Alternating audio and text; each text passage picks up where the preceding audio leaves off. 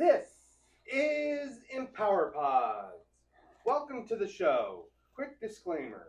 While we love sharing our thoughts and stories, this podcast isn't your one-stop shop for life advice. Think of us as more your friendly voices for your day and not your personal advisors. So sit back, relax, and keep it fun. And now, here are the hosts of EmpowerPods, James and Ryan. Hello, welcome. Welcome to EmpowerPods. Or at least it will be April 11th by the time we broadcast tomorrow. And today's episode is all about something that keeps us going when everything else feels off. Connection. And that's why today we're bringing EmpowerPods to our community live.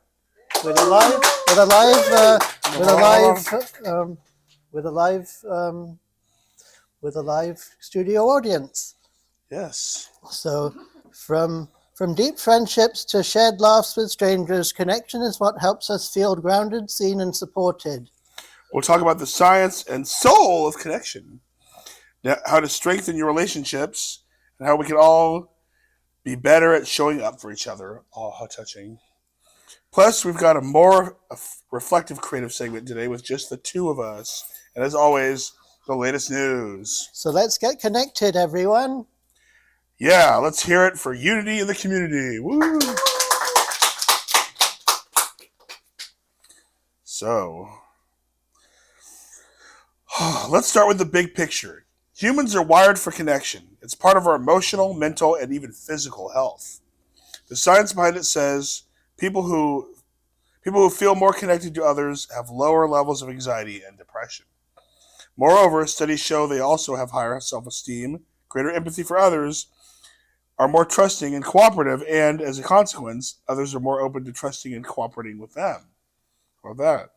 In other words, social connectedness generates a positive feedback loop of social, emotional, and physical well-being. And that's from Dr. Emma Sapala at Stanford University.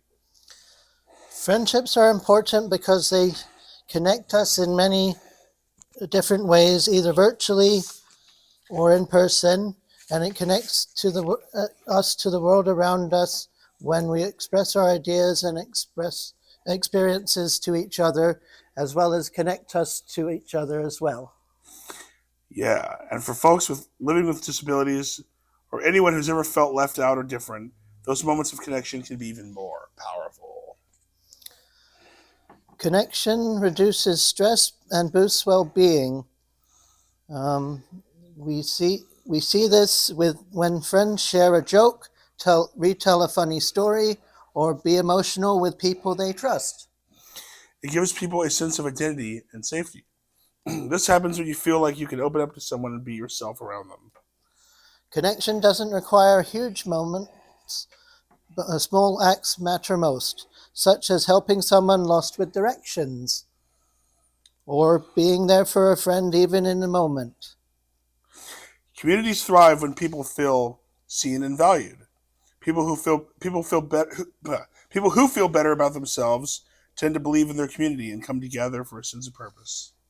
Come together. Communities thrive because individuals feel they are seen by the others in their community and valued because they're listened to by others. I remember when we were on a group trip and I was there for someone who was getting upset on the phone with someone I knew. And I helped her calm down when we returned to the group. The whole day leading up to that was pretty hectic, but I was able to help one person in that moment, and the rest of the day improved a little. My life experience was that there was a friend I had to wanted to help and feel more comfortable around others, and it started with our connection first. Then I saw them reach out to others in the community and make more friendships on their own. You got to reach out. Today in our creative segment, we're going to ask each other questions about situations where we felt connected to others. So here goes. Ryan, a time someone reached out to you when you really needed it.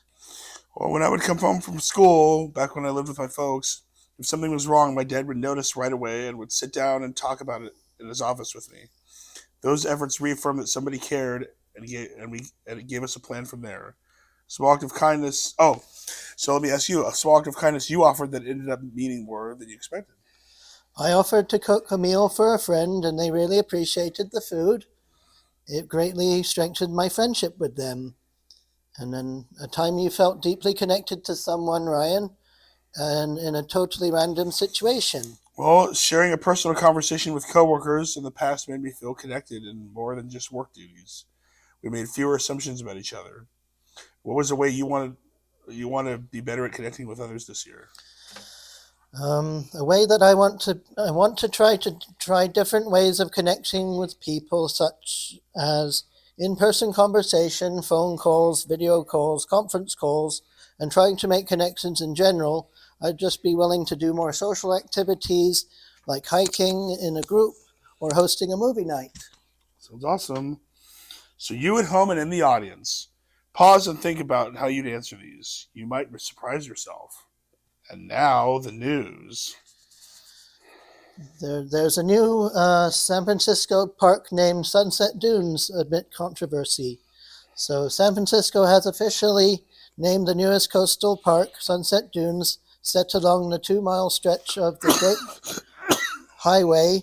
The name was chosen after a public contest and commission vote, beating out finalists like Playland, Parkway, and Fogline. City officials say the name reflects both the area's natural beauty and the iconic spirit of San Francisco. Sunset Dunes is scheduled to open to the public the community celebration on Saturday, April 12th, featuring live music, fitness classes, skate areas, hammocks, public art, and more. The park will become the largest pedestrian conversion project in California. But not everyone is celebrating. A lawsuit was filed last month to block the park's development, arguing that environmental and legal steps were skipped. Some local residents and business owners worry the closure of the highway to traffic will cause congestion and hurt neighborhood safety and commerce. Despite opposition and incidents of vandalism, city officials remain hopeful the park will become a cherished part of the coastal landscape, emphasizing its long-term value for recreation, nature, and community gathering. So we hope today reminded you that you don't have to move mountains to connect. Sometimes it's just a smile, a call, or showing up.